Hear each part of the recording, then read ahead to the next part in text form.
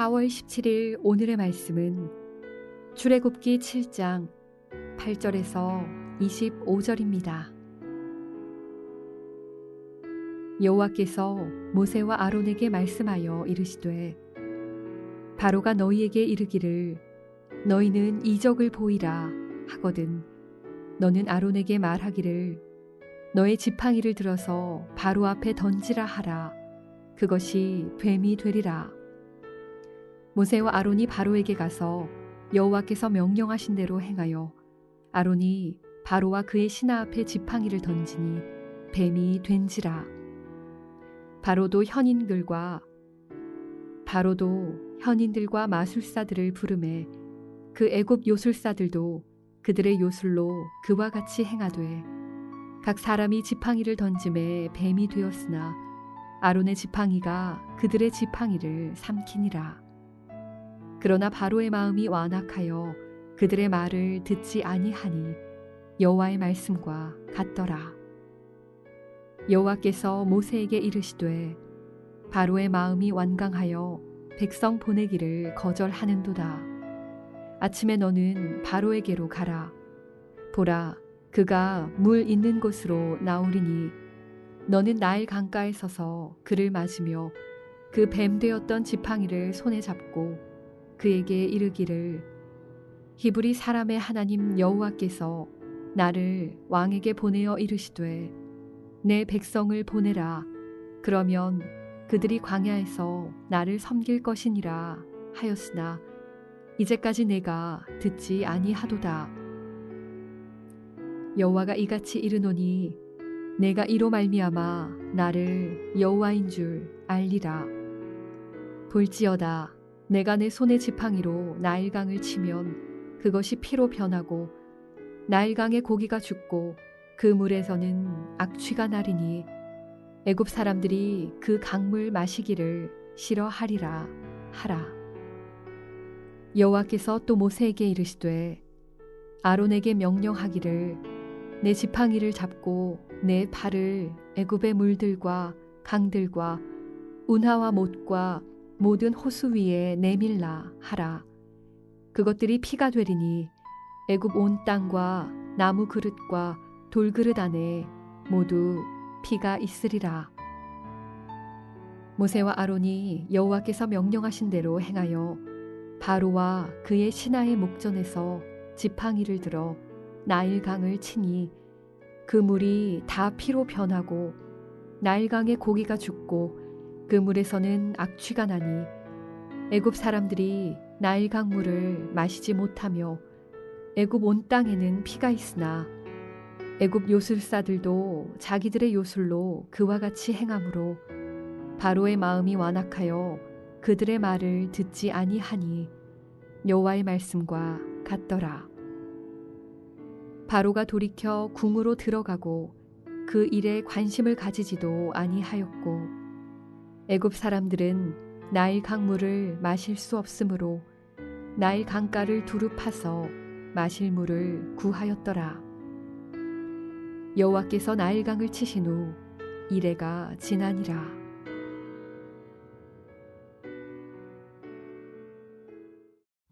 여러분 한 주간 잘 보내셨습니까? 토요일 아침 주님 앞에 말씀을 들으러 나오신 여러분 주의 이름으로 환영하고 축복합니다. 여러분 평생토록 딱딱한 마음, 굳은 마음, 완고한 마음, 강력한 마음을 갖지 않고 우리 하나님 앞에 부드러운 마음을 가지고 주의 말씀을 대하고 주님의 음성에 귀를 기울이는 그러한 삶을 사시기를 주님의 이름으로 축복합니다. 저희 딸 어릴 때 일입니다.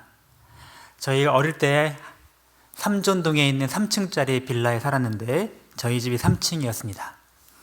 아이가 어릴 때부터 막 활발해지기 시작해서 막 쿵쾅쿵쾅 뛰기 시작하니까 부모로서 늘 마음에 불안해서 뛰면 안 돼, 밑에 집 시끄러워, 아저씨가 화나 하면서 늘 아이한테 뛰지 말라고 그렇게 요구를 했습니다.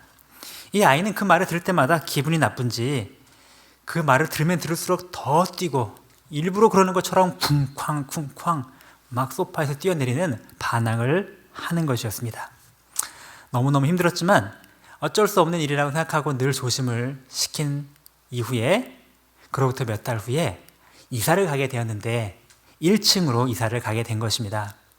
이제는 너무나 마음이 편해서 아이한테 마음껏 뛰어도 괜찮아, 여긴 1층이니까. 그런데 어떤 일이 벌어진지 아십니까? 이상하게도 1층으로 이사 오고 나자 이 아이가 뛰지를 않는 것입니다. 왜 그랬을까요? 뛰어도 뛰지 말라고 잔소리하거나 명령하는 부모님의 말씀이 없자 뛰어다닐 재미와 흥미가 떨어진 것입니다. 하지 말라고 하니까 하고 싶었던 그런 마음, 그런 반항하는 마음이 우리 딸에게 있었다는 걸 기억합니다. 부모의 명령과 권위를 도발하고, 그죠? 순종하지 않는 그 마음이 참 우리 어린 아이이지만 그의 마음속에 있구나 하는 생각을 가져보았습니다. 여러분 한국말로 매를 번다라고 하는 말이 있습니다. 그 말이 무슨 말인지 아시죠? 경고했을 때, 명령했을 때 듣지 않고 자꾸 고집 부리고 자꾸 반항을 하면 더 큰 징계를 받게 된다는 말입니다. 여러분 우리 하나님의 자녀된 우리들도 하나님 아버지께 같은 모습이 아닐까 생각을 합니다. 하나님께 불순종하고 하나님이 말씀하셨지만 그걸 더 반항하고 더 하지 않으려고 자꾸 고집 부리고 우리의 마음이 완고하게 강팍해져 갈 때 우리는 더 큰 심판과 징계의 확대 재생산을 경험하게 될 것입니다. 하나님은 말씀하시고 하나님은 경고하십니다. 이렇게 하나님이 경고하실 때 우리는 어떻게 받아들여야 할까요? 오늘 본문 말씀에 지금 바로의 모습을 우리에게 보여주고 계십니다. 모세와 아론이 드디어 바로 앞에 나아가서 내 백성을 보내라 라고 하자 바로는 그렇게 할 수 없다, 안 돼, 이렇게 이야기를 합니다. 대신 더 심한 압제를 이스라엘 백성들에게 하는 모습을 보여주고 있습니다. 하나님은 모세와 아론에게 이제 다시 가서 이제는 말이 아니라 이적을 보여주라고 하십니다. 첫 번째 이적을 보입니다. 지팡이를 던지니 지팡이가 글쎄 뱀이 됩니다. 그러나 그럼에도 불구하고 바로는 거기에 대하여 놀라지 않고 이집트의 큰 술사들을 불러서 그들에게도 똑같은 일을 시키자 그들도 똑같이 지팡이를 뱀으로 만듭니다. 물론 비록 모세의 지팡이가 그들의 그 뱀을 다 집어 삼키는 이런 모습을 보여주었지만 그러나 여전히 마음이 완악한 바로는 하나님의 명령에 따라 백성들을 보내어주는 일을 하지 않으려고 하였습니다. 이제 하나님께서는 이 모든 바로의 악행과 완악한 마음으로 인해서 애굽 전 지역에 10가지 재앙을 내리시기로 결정을 하고 이제 오늘 본문에 보니 그 첫 번째 재앙이 시작이 됩니다. 첫 번째 재앙이 무엇이었죠? 네, 나일 강물을 지팡이로 대자 그 모든 나일 강물이 피로 변하는 것입니다. 나일 강물뿐 아니라 집안에 있는 조그만 대야의 물, 각종 호수의 물, 모든 웅덩이의 물까지 다 피로 변한 것입니다. 나일 강물, 그 속에 있는 많은 물고기들이 둥둥둥둥 시체로 떠오르는 끔찍한 일이 벌어집니다. 애굽인들에게 있어서 가장 소중한 그런 수자원이었던, 식수의 공급원이었던 나일강이 이렇게 다 오염이 되자 지금 온 나라가 난리가 났습니다. 여러분, 이 나일강이 피로 바뀐 것은 산의 아이들을 나일 강물에 빠뜨려 죽였던 이 바로의 악행에 대한 하나님의 심판의 사인이 아니었을까요? 또 앞으로 이 이집트의 군대들이 홍해 바다에 다 빠져 죽게 될 하나님의 더 큰 심판의 전조 현상이 아니었을까요? 그리고 나일 강물을 그들의 풍요의 신처럼 떠받들었던 이집트의 우상 숭배에 대한 하나님의 경고의 메시지가 아니었을까요?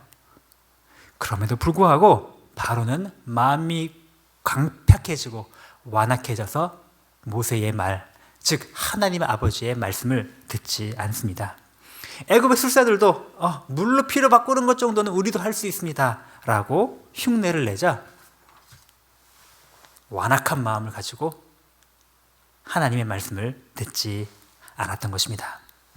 이렇게 말로 해서 듣지 않자 여러분 보시겠지만 이 이후로 10가지 재앙이 점점 더 크고 극심한 모양으로 확대 재생산되는 것을 우리는 본문을 통하여 살펴볼 수가 있습니다.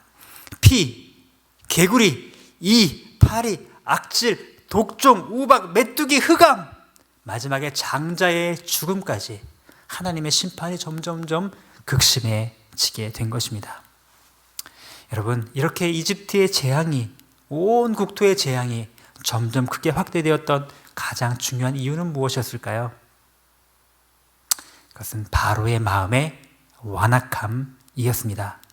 완악한 마음, 굳은 마음, 딱딱하게 굳은 마음, 강팍한 마음, 그 마음이 하나님의 심판에 대하여 귀를 닫게 만들고 하나님의 심판의 재앙과 징계가 더욱더 확대될 수밖에 없도록 만들었던 결정적인 요인이었던 것입니다. 한 번, 두 번 말하고 경고할 때 듣지 않고 교만하고 고집부리고 내 뜻대로만 밀어붙이는 그 마음, 마치 독재자와 같은 그런 마음, 그 마음이 바로 안에 있었던 것이죠. 강팍한 마음이 모든 문제의 근본이라는 것입니다. 하나님은 강팍한 마음, 그 강팍한 마음에 대하여 심판하시고 그 강팍한 마음을 풀지 않을 때 더 극심한 징계를 우리에게 주실 수가 있다는 것 우리가 기억해야 합니다. 혹시 우리들에게는, 여러분에게는 그런 강팍한 마음이 없으신가요? 하나님이 뭐라고 말씀하셔도 말씀이 그렇긴 하지만 그건 좀 너무 어려워요. 저는 그렇게 할 수 없어요. 모든 사람들이 다 이렇게 하는데 나만 이렇게 하는 건 너무 힘들어요. 너무 어려워요. 하나님이 그렇게 말씀하긴 하시지만, 계속 하라고는 하지만 저는 그렇게 하지 않을 거예요.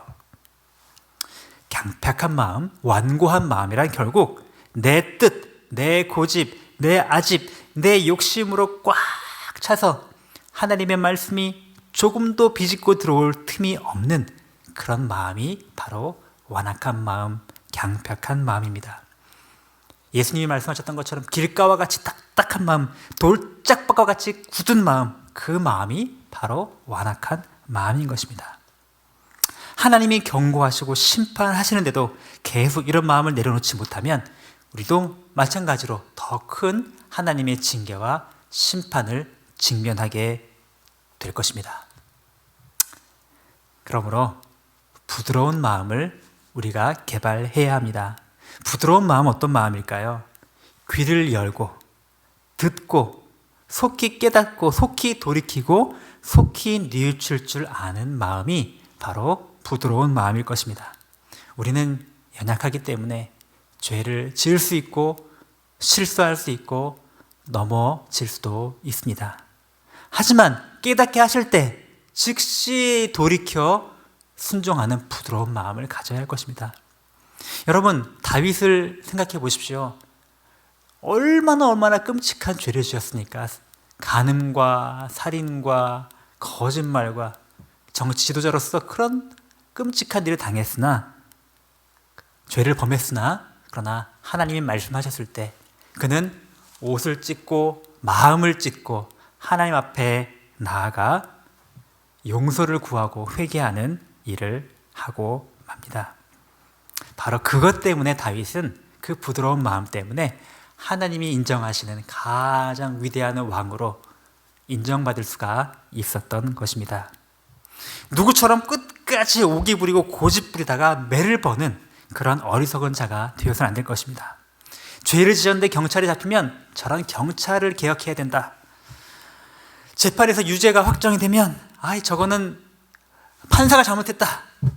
이런 식으로 끝까지 나의 잘못을 인정하지 않고 남 탓하고 다른 사람을 향하여 손가락질을 하는 그러한 태도를 가지면 안 될 것입니다.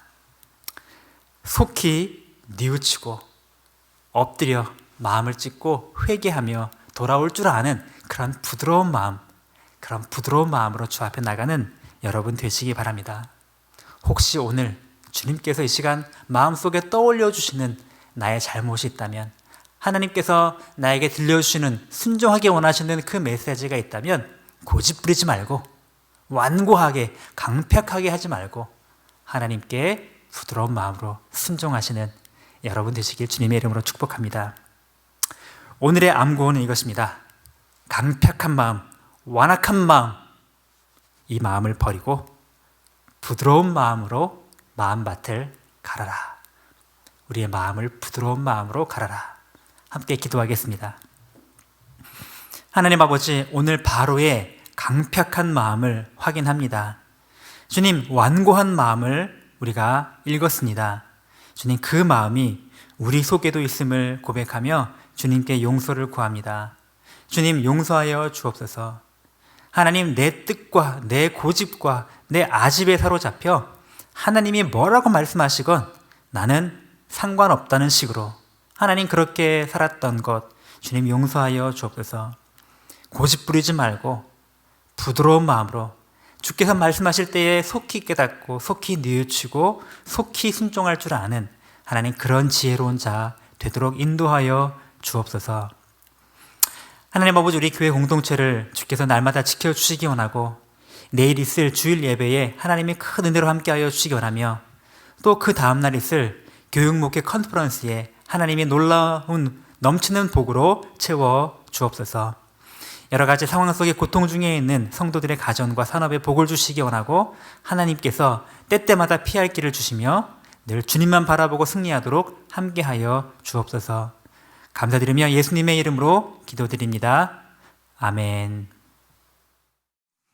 하늘에 계신 우리 아버지의 이름이 거룩히 여김을 받으시오며 나라가 임하시오며 뜻이 하늘에서 이룬 것 같이 땅에서도 이루어지이다. 오늘 우리에게 일용할 양식을 주시옵고 우리가 우리에게 죄 지은 자를 사하여 준 것 같이 우리 죄를 사하여 주시옵고 우리를 시험에 들게 하지 마시옵고 다만 악에서 구하시옵소서. 나라와 권세와 영광이 아버지께 영원히 있사옵나이다.